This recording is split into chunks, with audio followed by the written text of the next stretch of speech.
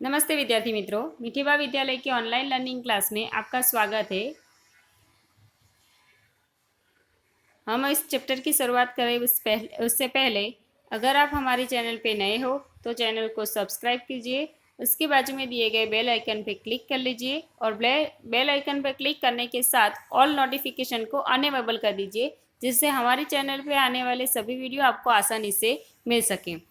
आज हम कक्षा 5 विषय पर्यावरण, जिसमें चैप्टर नंबर 10 दिन रात और ऋतुएं, उस चैप्टर की शुरुआत करेंगे। इस चैप्टर के दौरान हम दिन रात कैसे होते हैं, ऋतुएं कैसे बदलती है और दिन रात होने से और ऋतुएं बदलने से हमारे जीवन पे क्या प्रभाव होता है, उसके बारे में जानकारी प्राप्त करेंगे। शुरुआत करते हैं। विद्यार्थी मित्रों, हम प्रतिदिन सूर्य को उदय और अस्त होते देखते हैं, परंतु सूर्योदय और सूर्यास्त का समय प्रतिदिन समान नहीं होता। हमने जून महीने में मेरा अवलोकन 1, सितंबर महीने में मेरा अवलोकन 2 और दिसंबर महीने में मेरा अवलोकन 3 में विभिन्न नोट तैयार किए हैं। इस विवरण के आधार पर वेशभूषा, साग सब्जी और व्यंजन की भी नोट तैयार की है। इस नोट के आधार पर नीचे विवरण भरिए। हम इस विवरण जो नीचे लिखा गया है, ऊपर कहा गया उस हिसाब से ऐसे एक विवरण बनाया गया है, जिसमें 3 अलग अलग महीने लिए गए। जून महीना यानी कि गर्मी की मौसम, सितंबर महीना यानी कि ठंडी की बरसात की, और दिसंबर महीना यानी कि ठंडी। ये 3 मौसमों में 3 महीने में 3 अलग अलग ऋतुएं हमें देखने के लिए मिलती है। उसी ऋतुओं के हिसाब से सूर्योदय और सूर्यास्त के समय में भी आपने परिवर्तन होता देखा ही होगा। अगर हम ध्यान से देखेंगे, अगर आपने ध्यान दिया हो तो जून महीने में दिन लंबा होता है, यानी कि रात बहुत देर से होती है, दिन लंबा होता है और रात छोटी होती है। इसलिए उसका सूर्योदय का समय जल्दी होगा और सूर्यास्त का समय सबसे लेट होगा, यानी कि सबसे देरी से होगा। जबकि सितंबर महीने में दिन और रात का समय एक ही समान होगा, यानी कि दिन अगर सुबह 7 बजे हुआ है तो आपका रात भी शाम 7 बजे तक आपको अंधेरा होता हुआ देगा, यानी कि सूर्योदय और सूर्यास्त का समय थोड़ा बहुत ही आगे पीछे रहेगा, वरना समान ही रहेगा। और जबकि मेरा अवलोकन नंबर 3, जिसमें दिसंबर महीने का अवलोकन करने के लिए कहा गया है, इसीलिए दिसंबर महीना यानी कि ठंडी की मौसम होती है और ठंडी की मौसम में दिन यानी कि सूर्योदय देर से होता है और सूर्यास्त जल्दी हो जाता है। सूर्योदय कैसे होता है? लेट से, और सूर्यास्त भी जल्दी हो जाता है, यानी कि उसमें दिन का समय बहुत कम होता है और रात्रि लंबी होती है। यही विवरण यहाँ पे 3 अवलोकन में लिखने के लिए भी बोला गया है। विवरण नंबर 1 है कि सूर्योदय और सूर्यास्त का समय नोट कीजिए। इसमें आप जिस भी दिनांक का सूर्योदय और सूर्यास्त लिखते हैं, वो दिनांक के हिसाब से सूर्योदय और सूर्यास्त लिखना है।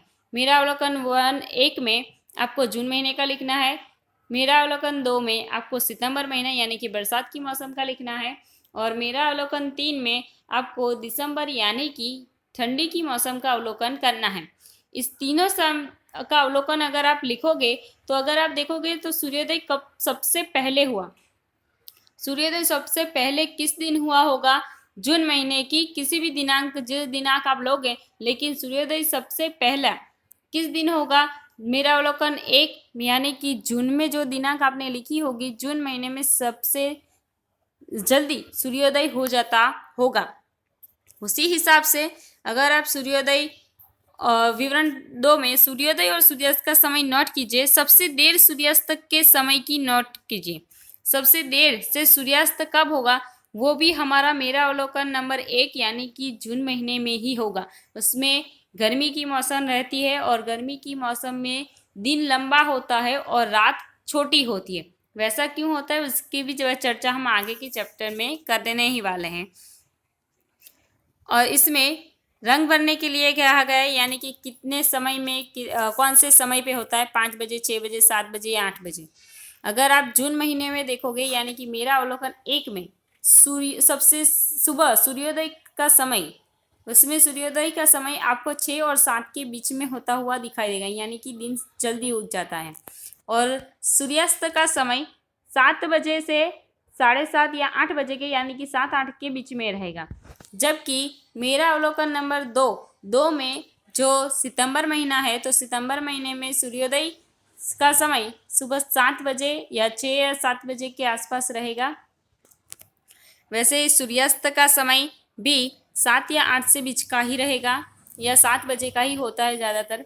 फिर जो मेरा अवलोकन नंबर 3 है उसमें दिसंबर महीना, यानी दिसंबर महीने में जो सूर्योदय का समय है वो थोड़ा लेट से होता है, यानी कि 7-8 के बीच, 7:30-8 ऐसा होगा। जबकि सूर्यास्त का समय 6 या 7 के बीच में हो जाता है, 6 बजे या 5:45 भी, यानी कि 5 और 6 के बीच में भी हो सकता है दिसंबर की, अगर आप जो भी तारीख लो उस हिसाब से। विवरण नंबर 2, जिसमें शाम सूर्यास्त का समय और दूसरे दिन सुबह सूर्योदय का समय, यानी कि इसमें दिन कौन से दिन लंबा होता है उसके बारे में चर्चा होती है, और यहाँ पे रात की चर्चा हो रही है कि रात कहाँ पे लंबी होती है। यानी कि अगर अवलोकन 1 के हिसाब से, यानी कि जून महीने में अगर आप देखोगे तो सूर्यास्त का समय 7 बजे या 8 बजे होगा, और जबकि दूसरे दिन सुबह सूर्योदय का समय 5 या 6 या 5-6 के बीच में ही रहता है, 6 या 7 के बीच में रहेगा। फिर सूर्यास्त का समय सितंबर महीने में हमारा रहेगा 7 या 8 के बीच में, जबकि दूसरे दिन सुबह दिन उगने का समय होगा 6 या 7 के बीच में। और तीसरा जो दिसंबर महीना है उसमें सूर्यास्त का समय रहेगा 5 या 6 के बीच में, रात का समय यानी कि, और दूसरे दिन सुबह सूर्योदय का समय हमारा रहेगा 7 या 8 के बीच में, यानी कि रात लंबी होगी। आगे हम देखते हैं विद्यार्थी मित्रों, सूर्य की तरह हम चंद्रमा के प्रतिदिन नहीं देख सकते। चंद्रमा कभी छोटा, बड़ा या अदृश्य हो जाता है।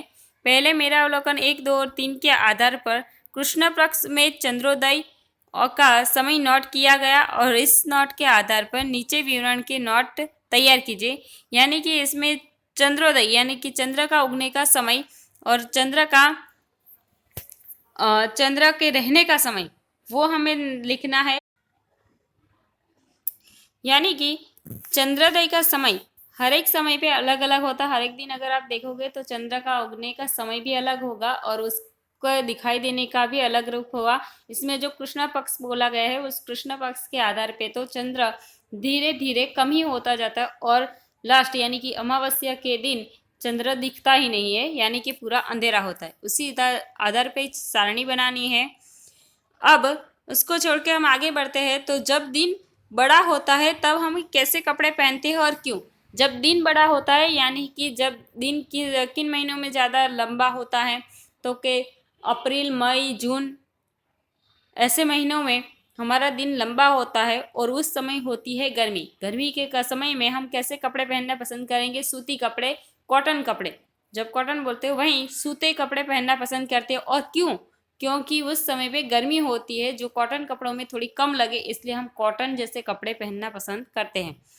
दूसरा सवाल है, जब दिन बड़ा होता है तब हम कैसे कपड़े नहीं पहनते हैं? जब दिन बड़ा होता है तब हम मोटे कपड़े यानी कि झाड़े कपड़े हो या फिर जो हम स्वेटर है, मफलर है, ऐसे कपड़े नहीं पहनना पसंद करते। क्यों? क्योंकि उसमें गर्मी लगती है। क्योंकि उस दिन में गर्मी की ज़्यादा होती है, इसलिए हम गर्म कपड़े नहीं पहन सकते। जब दिन छोटा है तब हम कैसे कपड़े पहनते हैं? तीसरा सवाल है, जब दिन छोटा होता है यानी कि जब दिन छोटा होता है वो दिसंबर महीना या जनवरी महीना, फरवरी महीना होता है, जिसमें हमें ठंड लगती है। इसीलिए हम ठंड के मौसम में मोटे कपड़े यानी कि गर्म कपड़े पहनते हैं, यानी कि स्वेटर, मफलर, मोजे, ऐसे सब कुछ कपड़े पहनते हैं क्योंकि हमें ठंड से बचना है। इसीलिए दिन छोटा हो तब हमें कैसे कपड़े नहीं पहनने चाहिए? जब दिन छोटा है तब हमें सूती या पतले कपड़े नहीं पहनने चाहिए क्योंकि हमें ठंड लग सकती है। इसीलिए सितंबर महीने में आप कैसे कपड़े पहनते हो? क्यों? सितंबर महीने में हम यानी कि बरसात की मौसम रहते हैं। अगर हम ऐसे तो आप बरसात के मौसम में नॉर्मल जो कपड़े पहनते हो वही पहनते हो, लेकिन उसके ऊपर आप रेनकोट, छतरी, वैसे सब कुछ छाता लेके जाते हैं। क्यों? क्योंकि वहाँ पे बरसात की मौसम होती है इसीलिए। या उसमें हम ज़्यादा पतले भी कपड़े नहीं पहनेंगे, यानी कि सूती कपड़े भी नहीं पहनेंगे जो पतले हो हमारे उसके लिए, और दूसरे हम ज़्यादा मोटे भी कपड़े नहीं पहनेंगे ताकि गर्मी लगे। और छठा सवाल है आपका, कौन सा कपड़ा सभी ऋतुओं में पहना जा सकता है। कौन से कपड़े हम सभी ऋतुओं में पहनते हैं, तो साड़ी हो, ड्रेस हो, पैंट शर्ट है, आप ऐसे कपड़े हर एक मौसम में पहनते ही हैं। तो वो कपड़े ऐसे होते हैं जो हमें सभी ऋतुओं में पहने जा सकें। अब नीचे सारणी दी गई है, सारणी में लिखी गई साग सब्जी का नाम लिखिए। यानी कि अवलोकन नंबर 1, 2 और 3, यानी अवलोकन 1 में कौन सा था, जून महीना, दूसरे में था सितंबर महीना और तीसरे में था दिसंबर महीना। इसमें कौन कौन सी सब्जियां हमें मिलती है वो, अगर आप जून महीने में यानी कि गर्मी की मौसम में देखोगे तो आपको भिंडी, आलू, फिर प्याज, टिंडी, ऐसी सारी सब्जियां हमें जून के महीने में देखने के लिए मिलती है। जबकि सितंबर महीने यानी कि बरसात की मौसम में हमें मेथी, पालक, फिर जो भिंडी भी देखने के लिए मिलती है, ऐसी सारी चीज़ें, कंटोला, ऐसी सारी चीज़ें सब्जियां हमें वहाँ पे देखने के लिए मिलती है। तीसरा अवलोकन यानी कि दिसंबर महीना, दिसंबर महीने में हमें मटर, फिर तुअर, सेम जैसी हरी सब्जियां ज़्यादा देखने के लिए मिलती है, क्योंकि दिसंबर महीने में ठंडी रहती है और वहाँ पे हमें हरी सब्जियां ज़्यादा देखने के लिए मिले। तीनों सारणी में ही रही समान साग सब्जी का नाम लिखिए। तीनों सीजनों में हमें क्या मिलेगा, आलू, फिर प्याज, टमाटर, ऐसी सब्जियां हमें अलग हर एक सीजन में देखने के लिए मिलती है। यानी कि हर एक ऋतुओं में ये सारी चीज़ें हमें कॉमन मिल जाती हैं। अन्य सारणी में न हो ऐसी अलग पड़ने वाली साग सब्जियां, जैसे कि मैंने कहा उस हिसाब से भिंडी या फिर टिंडोड़ा, ऐसी सारी सब्जियां हमें ज़्यादातर गर्मी की मौसम में ही देखने के लिए मिलती है। जबकि दूसरा अवलोकन यानी कि सितंबर महीने में हमें मेथी, पालक जैसी सब्जियां कुछ अलग से मिलती है, या कुछ ऐसी भाजी के रूप में जो आता है वो हमें अधिक मात्रा में मिलती है। वो सारी सीजनों में नहीं मिलती। जबकि तीसरा अवलोकन यानी कि दिसंबर महीने में हमें मटर और मटर, फिर सेम, तुअर, ऐसी सब्जियां अलग से मिलती है जो दूसरी दो मौसमों में बहुत कम देखने के लिए मिलती है। और अब जो सारी ऋतुओं में सारी सब्जियां मिलती है, अगर आप बोलोगे कि सारी सब्जियां हर एक मौसम में मिलती है, तो देखा होगा आपने कि भाव में ऊपर नीचे होगा, यानी कि अगर आप खरीदने जाओगे तो कुछ महंगी मिलेगी। और ऐसा क्यों होता है कि वो चीज़ें हर एक सीजन में मिल रही है, उसके कारण है कि कोल्ड स्टोरेज, यानी कि वैज्ञानिक ढंग से उसको बनाने का अब खेती में भी इतना डेवलप हो चुका है हमारे देश में कि हमारे हर एक मौसम में हर एक चीज़ उगाई जा सके, जिसके कारण हमें हर एक समय यानी कि हर एक ऋतु में आपको हर एक चीज़ खाने के लिए मिलती है। लेकिन वो कम मात्रा में मार्केट में आती होगी या आपको मिलेगी भी कम मात्रा में, और उसके भाव भी अधिक होंगे। ऐसा क्यों होता है और क्यों मिलती है, उसके बारे में देखो लिखा है कि आज के आधुनिक युग में कोल्ड स्टोरेज वैज्ञानिक ढंग से खेती और संशोधित बीज की नई जातियों के उपयोग के कारण अधिकांश सब्जियां 12 महीने मिलने लगी है, जिसके कारण ठंडी, गर्मी और वर्षा ऋतु के आधार पर सब्जियों की पहचान बताना संभव ही नहीं है। पहले के समय में ऐसा होता था कि जो गर्मी की मौसम में यानी कि जो ठंडी की मौसम में मिल रही है वो सब्जियां उस ऋतु में ही मिलेगी, उसके अलावा नहीं मिलेगी। अब अगर आप देखोगे तो हर एक मौसम में आपको हर एक प्रकार की सब्जियां, हर एक प्रकार के फल मिल जाते हैं। ऐसा क्यों होता है, क्योंकि आजकल हमारे जो टेक्नोलॉजी में इतना सुधार हो चुका है कि एक तो कोल्ड स्टोरेज यानी कि जो साग सब्जियां है उसको ज़्यादा समय तक स्टोरेज करके रख सके, ऐसा एक ठंडा वातावरण बनाया गया होता है जहाँ पे अधिक मात्रा में अधिक लंबे समय तक वातावरण ठंडा रहता है, और ठंडे वातावरण में वो चीज़ें हमें लंबे समय तक स्टोर करके रख सकते हैं। इसीलिए उस कोल्ड स्टोरेज जो बड़े बड़े आपको अगर आपने कहीं सुना है या देखा है, तो कोल्ड स्टोरेज यानी कि एक बड़ा सा रूम होता है जो पूरा ठंडा होता है। जैसे कि हम फ्रिज होते हैं ना, फ्रिज आपने देखा हो, फ्रिज में कैसे ठंडा रहता है, तो हमारी साग सब्जियाँ उसके अंदर बिगड़ती नहीं है, लंबे समय तक रहती है। वैसा ही लेकिन ये बड़े हॉल में, बड़े से रूम में बनाया गया कोल्ड स्टोरेज होता है, वहाँ पे ठंडक होती है और इतनी अधिक मात्रा में ठंडक होती है कि साग सब्जियाँ बगड़े नहीं, यानी कि फल फ्रूट जो है वो बिगड़ते नहीं है और लंबे समय तक उसको स्टोर करके हम रख सकते हैं। वो होता है कोल्ड स्टोरेज।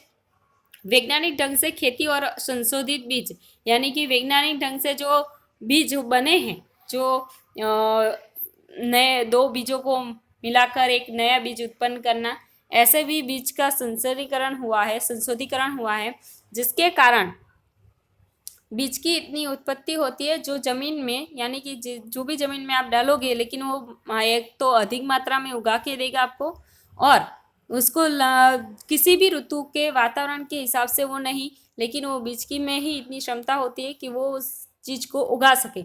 इसीलिए हमें अब हर एक सब्जियां और हर एक फ्रूट यानी कि हर एक फल हमें हर एक सीजन में खाने के लिए मिलता है।